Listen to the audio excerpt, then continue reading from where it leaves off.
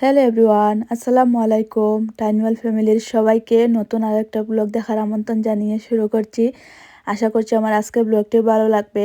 সকালে নাস্তা করে ব্লগটা স্টার্ট করলাম। রুমটা একটু গুছাবো, বেড কভার চেঞ্জ করব। তো ব্লগটা হচ্ছে এই রুম থেকে স্টার্ট করলাম। আর এই যে আমার বালিশের নিচে, আমরিনের বালিশের নিচে অনেক গুপ্তধন। এগুলা হচ্ছে আমরিন সকাল থেকে রাত পর্যন্ত ও এসব নিয়ে রাখে, আর পরে ঘুমানোর আগে আমি আবার ঠিক করি, আবার সকালে ও এগুলা এই যে নিয়ে রাখছে আমি সরাই এই ঠিক করার জন্য। ও আবার ওর বালিশের নিচে এগুলা রাখে, মানে যখন যেটা প্রয়োজন সেটা বালিশের নিচ থেকে বের করে ও খাবে। জুস, বিস্কুট, খেলনা সব কিছু ও বালিশের নিচে রাখে, আর এখানে বসে মোবাইল দেখে।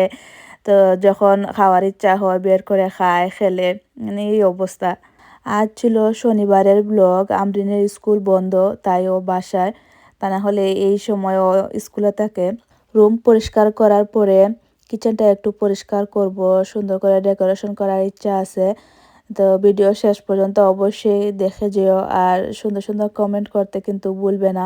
ইদানিং আমার সব মায়ের বোনেরা অনেক সুন্দর সুন্দর কমেন্ট করেন, ভালো লাগে। সবাইকে অনেক ধন্যবাদ আমার ব্লগগুলো দেখার জন্যে আর এত ভালোবাসা দেওয়ার জন্যে। তো বেড কাভারটা চেঞ্জ করে নতুন একটা লাগিয়েছি। আমরিন আমার সঙ্গে সঙ্গে আছে এলোমেলো করার জন্যে, আর ছেলেকে হচ্ছে আমার যে আরও একটা রুম আছে সেখানে ঘুম পাড়িয়ে আসছি। ছেলের কানটা এত পাতলা, একটু শব্দ হলে ও দেখা যায় যে ঘুম থেকে উঠে যায়। ওকে ঘুম পাড়িয়ে চুরের মতো ঘরের সব কাজকর্ম করি।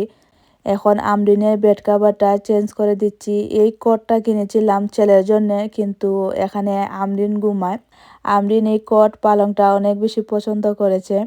বিদেশ হচ্ছে ছোট ছোট বাচ্চাদেরকে ওনারা আলাদা রুমে দিয়ে দেন, 1.5-2 বছরের বাচ্চা। আর আমাদের বাঙালি বাচ্চারা দেখা যায় যে অনেক বড় বড় হওয়ার পরেও আলাদা থাকতে চায় না, মা বাবার কাছে থাকেন।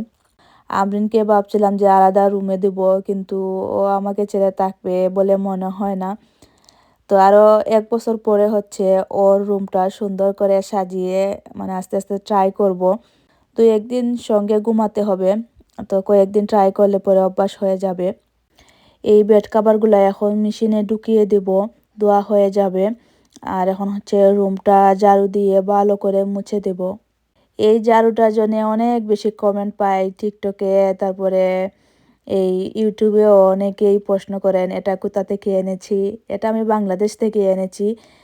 এটা হচ্ছে হাতে বানানো, রেমা শুকিয়ে তারপরে আমার ফুফু আমাকে বানিয়ে দিয়েছেন। এরকম আরও 4টা দিয়েছিলেন, একটা আমার বোনকে দিয়েছিলাম আর 3টা ছিল আমার কাছে। তো 2 বছর ধরে এই একটা ঝাড়ুই আমি ইউজ করছি, নষ্ট হয় না। আরও 2টা আছে, সেই 2টা দিয়ে আমার মনে হয় আরও 10-12 বছর চলে যাবে। আর বাজারের রেমা দেখা যায় যে খুব তাড়াতাড়ি নষ্ট হয়ে যায়। আর আরও একটা কমেন্ট মনে পড়েছে, টিকটকে একজন আপু কমেন্ট করেছিলেন যে আমি বাংলাদেশ থেকে এটা কিভাবে এনেছি। তো আমি হচ্ছে লেদারের ভিতরে করে এনেছি। আমরিনের আব্বু এগুলা আনতে চাননি, যখন দেখেছেন যে আমি এই লেদারের ভিতরে ঢুকিয়েছি উনি এগুলা বের করে, কি একটা অবস্থা, আর কোনো কিছু পাওনি, এই বাংলাদেশ থেকে রেমাও নিতে হবে। আসলে আমাদের মেয়েদের কি লাগবে কি লাগবে না এটা ওনারা কি বুঝবেন। এই ঝাড়ুটা আনার কারণে তো অত সুন্দর করে আমি ঘরটা ঝাড়ু দিতে পারছি। আর বিদেশের ঝাড়ু আমার ভালো লাগে না, মানে কোনো আকানা বা কোনো কিছু ভালো মতো ঝাড়ু দেওয়া যায় না, শক্ত লাঠির মতো। যাই হোক, রুম শেষ করে এখন আসলাম কিচেনে। কিচেনটা একটু ডেকোরেশন করব, পরিষ্কার করব। আসলে একই জিনিস বা একই ডিজাইন প্রত্যেকদিন দেখতে দেখতে ভালো লাগে না, তো মাঝে মধ্যে একটু চেঞ্জ করে দিলে দেখতেও ভালো লাগে, তারপরে নতুনত্ব আসে। কিচেনে যে জিনিসগুলো আছে সেগুলো হচ্ছে একটু উলটপালট করব। তো প্রথমে আমি যে বাসন রাখি ড্রয়ার সেগুলা গুছিয়ে নিচ্ছি, তারপরে উপরটা গুছাবো। কিচেন হচ্ছে আমাদের মেয়েদের একটা শখের বা ভালো লাগার জায়গা। বেশিরভাগ সময় আমরা এই কিচেনেই কাটাই। তো কিচেনটা যদি একটু দেখতে সুন্দর হয়, পরিপাটি হয় বা মনের মতো গুছানো হয় তাহলে ভালো লাগে। সময় কাটাতে বা রান্না করতেও ভালো লাগে। কিচেনটা যদি অপরিষ্কার থাকে তাহলে দেখবে যে রান্না করতেও মন বসে না, কীরকম যেন একটা অস্বস্তি লাগে। তো এই সাইডে যা যা জিনিসপত্র ছিল সেগুলা সরিয়ে কেস দিয়ে ভালো করে মুছে নিচ্ছি। আমার কিচেনের টাইলসটা একটু কালারফুল হওয়ায় ময়লাটা তেমন একটা দেখা যায় না, তো দেখা যায় যে মাস বা 1.5 মাস পরে একটু ক্লিন করলেই হয়।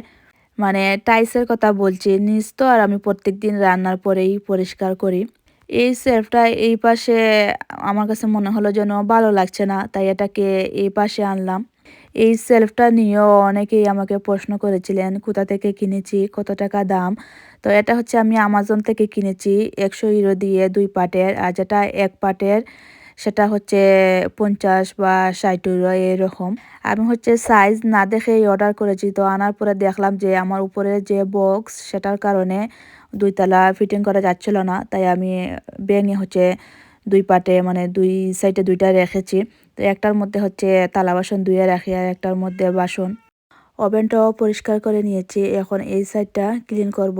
এই কোণাটা হচ্ছে একটু ডেকোরেশন করে রাখবো। এই জায়গাটা খালিই থাকে, তো একটু ডেকোরেশন করা থাকলে দেখা যায় যে ভালো লাগে বা ভিডিও করতেও সুন্দর লাগে। আমার এই ছোট্ট কিচেনটা অনেক সুন্দর করে সাজিয়েছি, তো সেই ভিডিওটা হচ্ছে কয়েকদিন পরে দেব। এটা আমার এই কয়েকদিন আগের ভিডিও। আমার আগের যে আইফোন সেটার মধ্যে ছিল, তো সেই ফোনটা হচ্ছে নষ্ট হয়ে গিয়েছিল, তো হাজব্যান্ড ঠিক করে এনেছেন। তো সেই ফোন থেকে হচ্ছে এই ভিডিওটা এখন দিচ্ছি। নতুন বছর উপলক্ষে আমার কিচেনটা কেমন ডেকোরেশন করলাম সেই ভিডিওটা হচ্ছে কয়েকদিন পরে দেব।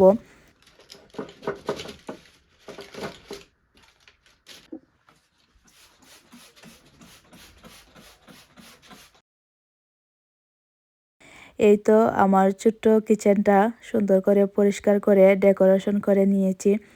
ক্লিন করলে দেখা যায় যে এত সুন্দর লাগে, নতুন কিচেনের মতো।